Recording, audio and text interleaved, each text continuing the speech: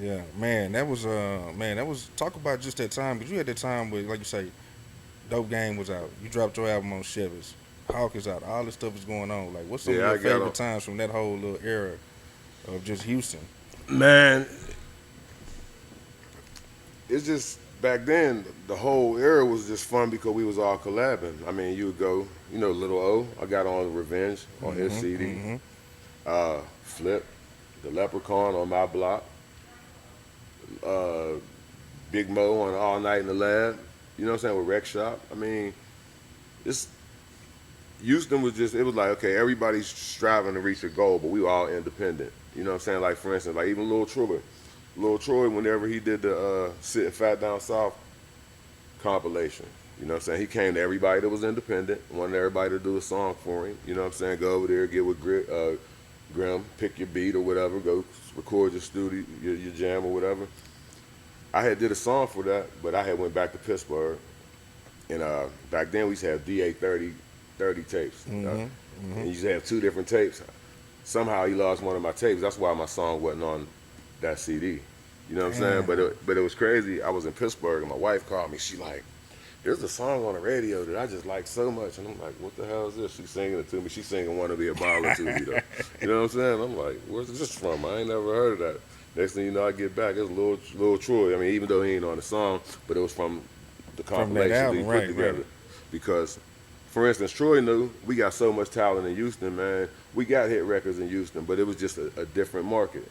You know what I'm saying? So he got everybody that was doing it, put them together, and guess what?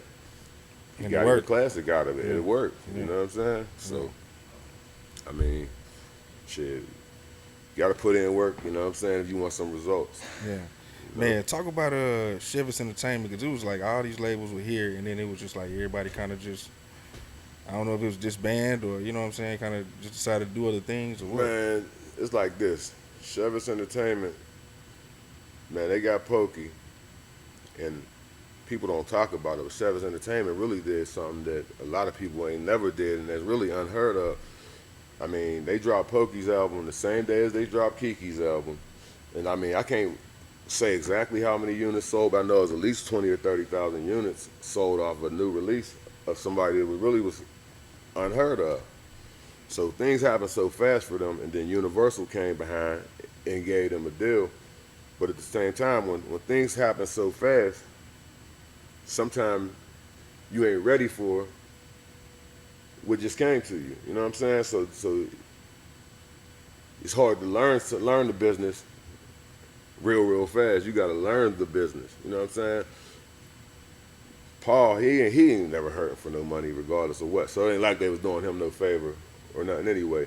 But the money came, and I don't think the proper situation was done with the money that they got from Pokey stuff. So I guess Universal must have backed away. You know what I'm saying? But it's Chevis was a good company. You know what I'm saying? They definitely was a good company. I just felt like that everything just happened so fast that Big E probably should have had more business partners. You know what I'm saying? Because, you know what I'm saying, Paul was there, but Big E was trying to handle the business.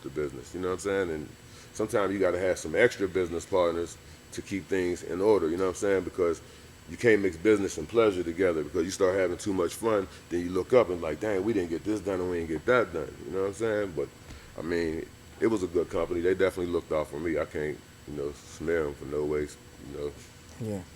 I mean, they'll go down as far as Houston's concerned as a that classic thing label. went off.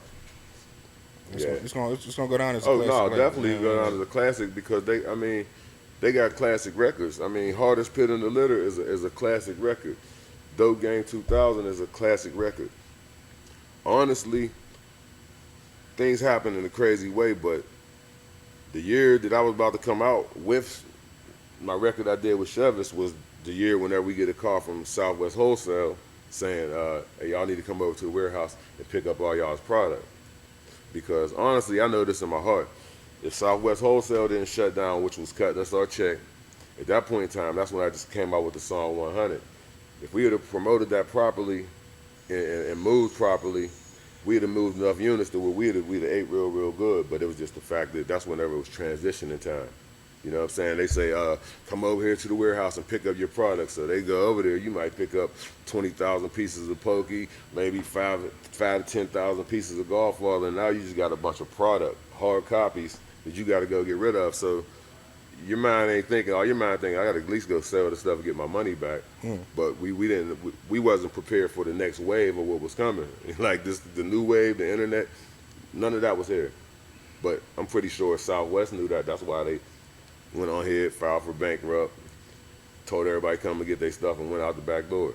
You know what I'm saying? Yeah. Because I mean, there was boys making real money. Like South Park Mexican was making real money.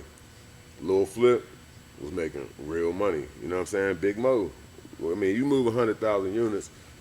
I mean, Independently, yeah. 90 days. Bread, yeah. 90 days, them checks is looking right. You know what I'm saying? So that's why, like I say, that's why I don't understand the streaming game. It's like it's kind of weird to me because I mean, for our CDs, we might go drop off. I'm gonna just give you a small number to make you understand it. We might go jump off 1,000 CDs, and for that 1,000 CDs, you might have got back $6,000. So you should do the math on that. So now you see streams and you're getting pennies, and you're like, but like I say, the new artists, they got all this money by their ears and all that, so they must be streaming a whole lot. Yeah. You know what I'm saying? But I'm old law. I don't understand it. I know about getting on the road. Like I say, we did it the hard way. We got on the road. All we had was a map. Might put a thumbtack in a map or something, say, and got a marker and say we got to hit every territory in the whole United States. We got to go to the record stores. We got to go to the radio stations. You know what I'm saying? We got to find out the clubs. We got to meet connects. You know what I'm saying? Hand and foot, move around with the whole world without no GPS. You know what I'm saying? And really go hand to hand.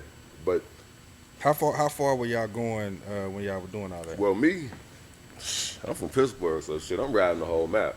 Like, I mean, honestly, whenever back in the day, I remember sometime, and I used to be getting back in Houston, that some of my partners would be like, "Man, you be going over there on the north side and all that." I'm like, bro, this is all Houston. You know what I'm saying? It ain't no north side, south side. This is all Houston. I'm going everywhere in Houston. I'm going everywhere. I mean, like I said, we're gonna take the whole map and we're gonna go hand in hand. And, you know what I'm saying? You're gonna get better results out of it too. Like right now, the whole internet market is flooded with 1 billion different artists, right?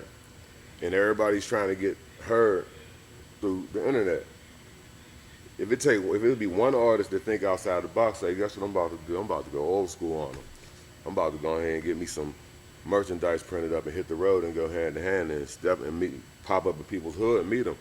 They're gonna get big results because a person that you actually meet, you know what I'm saying? They're gonna be like, oh, yo, he came to my hood before. You know what I'm saying? Like sometimes I might be in Austin, or wherever, just pull up in they projects or whatever, jump out with some CDs or something. And niggas be like, man, that look like that nigga Godfather.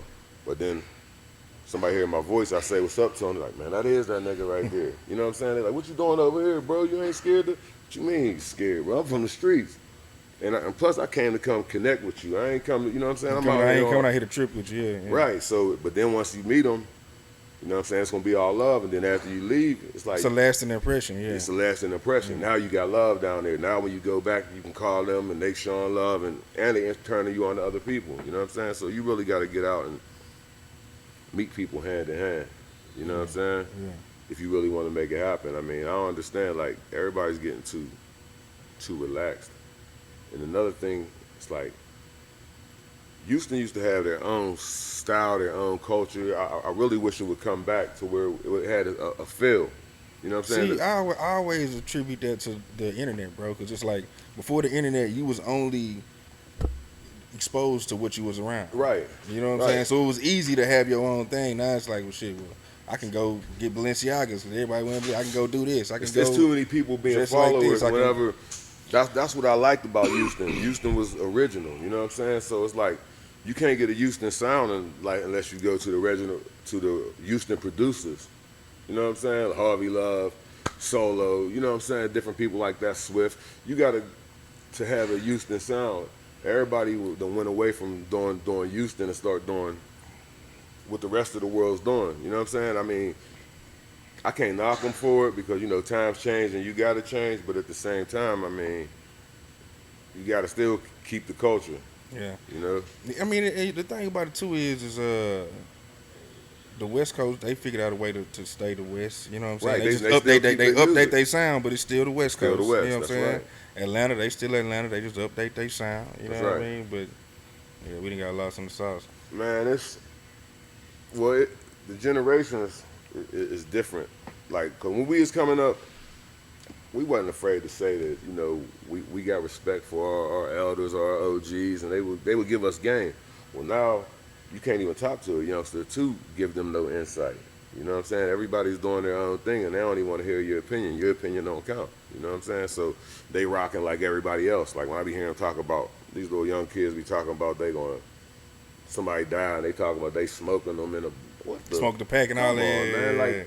how The disrespectful is that? disrespect, And yeah. then, and then you really bringing it to yourself because when you keep speaking that word about that man's name, eventually it's coming back to you. You know what I'm saying? So it's like I don't know. It's a lost generation, but it is what it is. I'm happy I did my thing whenever when it wasn't like that. Yeah, yeah. Donnie Houston.